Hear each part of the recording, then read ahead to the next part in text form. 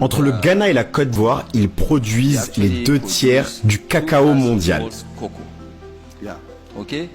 Et la valeur totale qu'ils touchent, c'est environ 6 milliards de dollars. Mais la totalité du marché du chocolat mondial est de 100 milliards de dollars. Il y a un problème, on est d'accord. Donc vous pouvez bien voir qu'ils ne font que travailler et travailler pour d'autres personnes. Oui, donc nous devons créer des marques africaines. Exactement, nous devrions en fait avoir quelques-unes de ces usines directement chez nous ici. Mais nous devons créer une marque pour pouvoir vendre à Carrefour, Marks & Spencer, etc. La création d'une marque Mo, ce n'est pas si difficile que cela. La seule chose dont tu dois être sûr, c'est que ta qualité est bonne et que ton prix également est bon.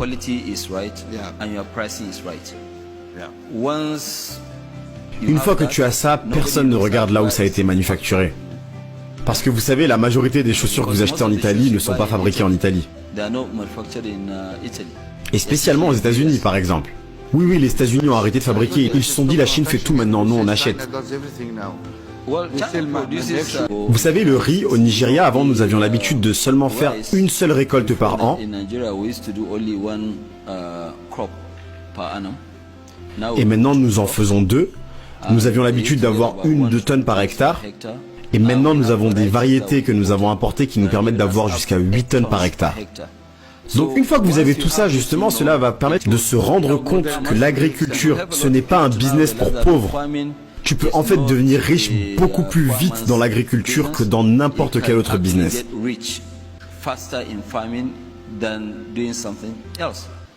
Si jamais vous regardez bien, aujourd'hui nous avons beaucoup de fertilisants que nous avions l'habitude d'importer.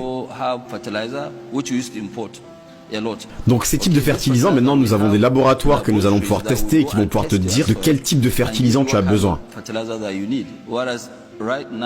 Aujourd'hui, les gens utilisent le même fertilisant pour le haricot, pour le riz, pour le sucre. Donc ils ne différencient pas et en plus cela inclut le type de sol que tu as. Donc ils perdent de la performance. Pourquoi est-ce que dans ce cas vous ne créerez pas une sorte de guide pour pouvoir le faire? Vous êtes un expert dans le secteur de ce que je vois. Aidez-nous, autres pays africains, à apprécier la manière de le faire bien.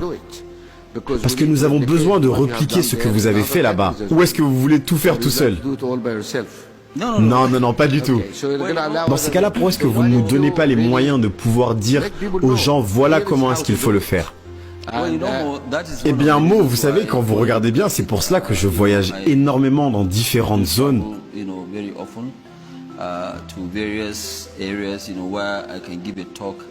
Où je peux aller et parler comme aujourd'hui, parfois à l'extérieur du Nigeria, parfois à l'intérieur du Nigeria, et dire à tout le monde, hey, regarde, tout cela est un mythe, rien n'est impossible, on peut le faire ensemble, nous en tant qu'Africains.